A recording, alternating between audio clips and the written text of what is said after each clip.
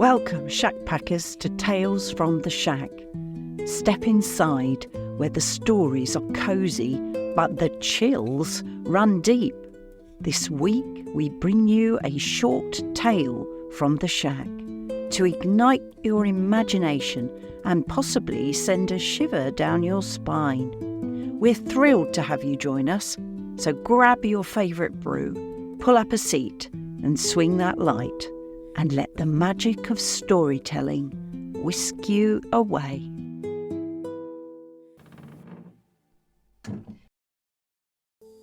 Imagine, if you will, the wind-swept moorlands of inland Brittany, far from the familiar crash of the waves. Here, amidst ancient standing stones and gnarled solitary trees, lies the forgotten hamlet of Curloch. For centuries, the villagers of Curloch have lived in quiet, isolated existence, their lives dictated by the rhythm of the land and an unwavering adherence to tradition. One of their most deeply ingrained beliefs is the existence of the Ankou. In Breton lore, the Ankou is not a singular Grim Reaper figure, but rather the last person to have died in the community during the year.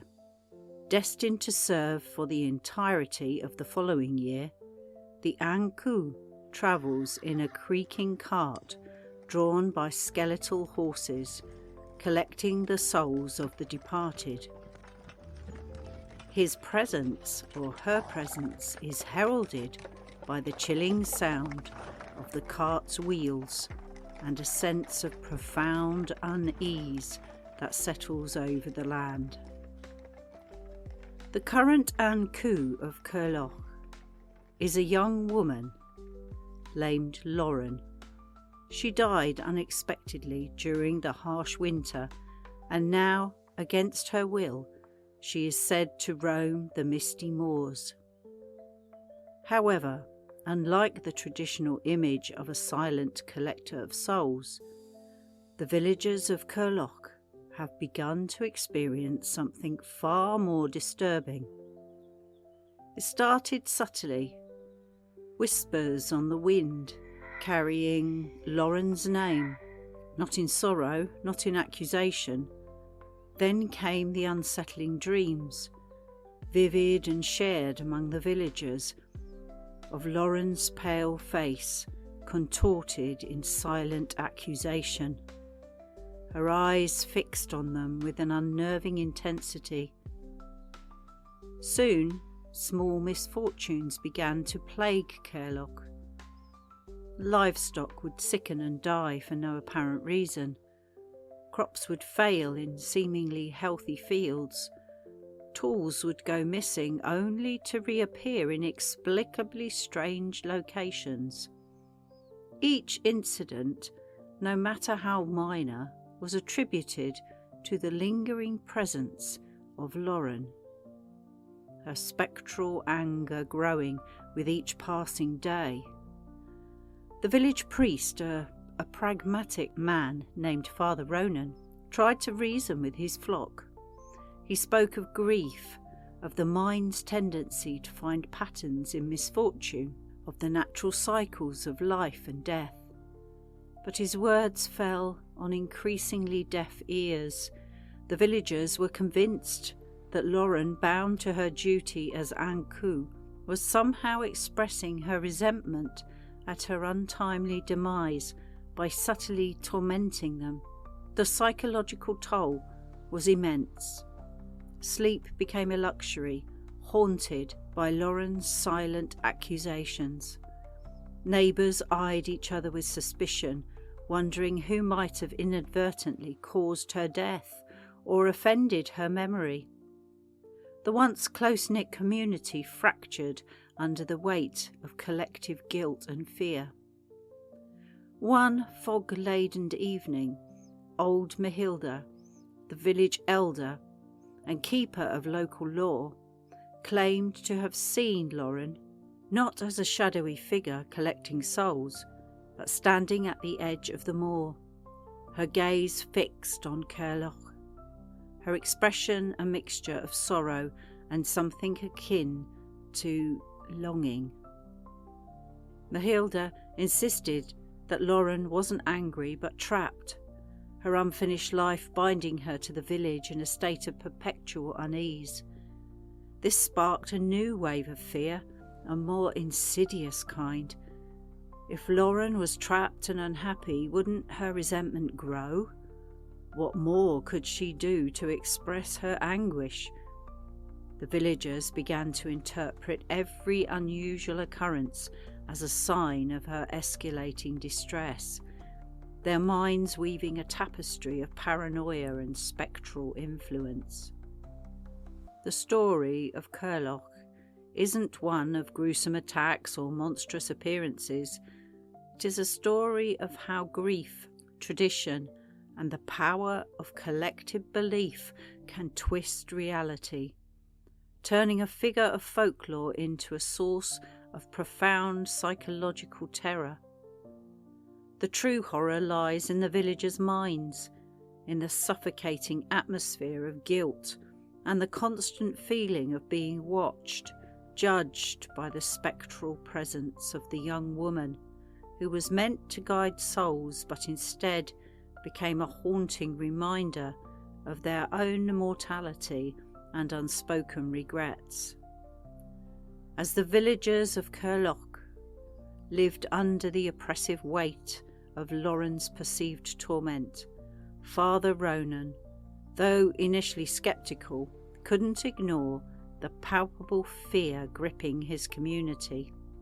He set himself a quest and dove headlong into ancient text, historical documents, and local traditions, seeking any clue that he could about Ankou's duties and responsibilities and a myriad of potential ways to ease a troubled spirit.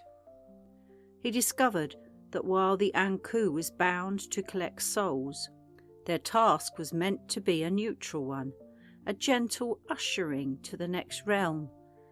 Tales of an angry or vengeful Ankou were rare, usually arising from instances of great injustice or unfinished business in their earthly life.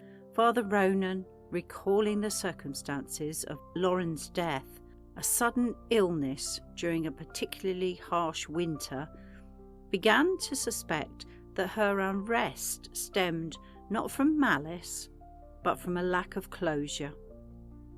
Perhaps her spirit was tethered to the village by something left unsaid, some unresolved aspect of her life. He spoke with Lauren's family, her grieving parents and siblings. They recounted her quiet nature, her deep connection to the land, and her unspoken dreams of one day leaving Curloch to see the wider world, a dream cruelly cut short. A new idea began to form in Father Ronan's mind. What if Alara's spectral presence wasn't meant to punish, but to communicate? What if her longing gaze towards the moor was a yearning for the very journey that she never got to take? He gathered the villagers, their faces etched with worry and sleepless nights.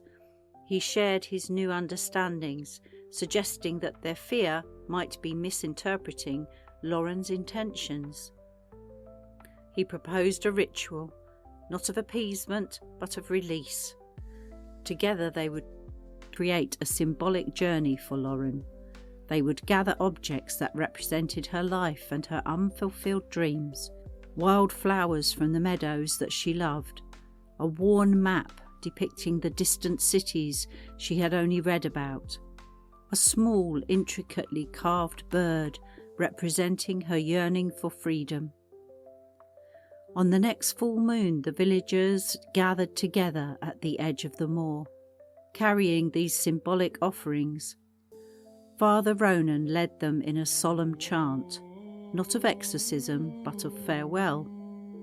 He spoke to Lauren's spirit, acknowledging her life, her dreams, and the tragedy of her passing. He assured her that they understood her unspoken desires and wished her peace on her final journey. As the chant concluded, a gentle breeze rustled through the moor, carrying the scent of the wild flowers. The oppressive atmosphere that had clung to Curlock for weeks seemed to lift ever so slightly. The shared dreams of Lauren's accusatory gaze began to fade, replaced by fleeting visions of her face softening, a hint of a wistful smile gracing her lips. The misfortunes plaguing the village didn't cease immediately, but they gradually diminished.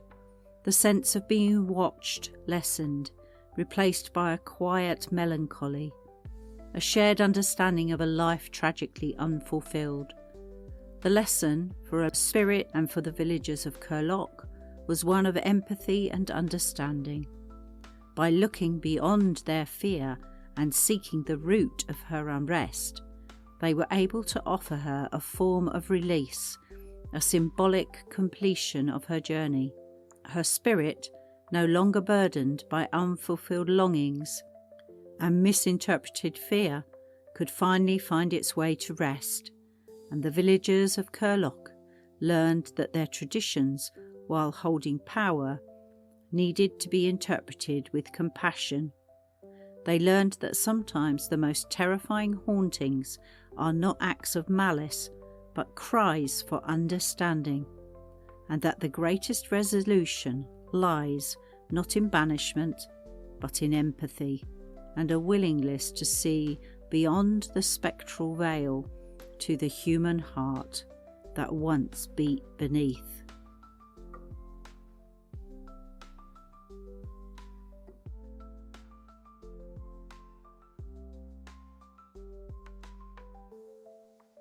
Well, that's a wrap for this week's Tales from the Shack. Thanks for joining us. We'll be back next week with our usual full-length episode, diving straight back into our series on mythical creatures. You won't want to miss it. Until then, keep your minds open, your lamps lit, and we'll see you all again next week at the freaking shack. Find us on all our social medias. Email fshack03@gmail.com. TikTok @the.freaking.shack. Instagram @the_freaking_shack. And Facebook is the-freaking-shack. All those freakings are without a G. And our little web page is at fshack03.podbean.com. We look forward to hearing from you.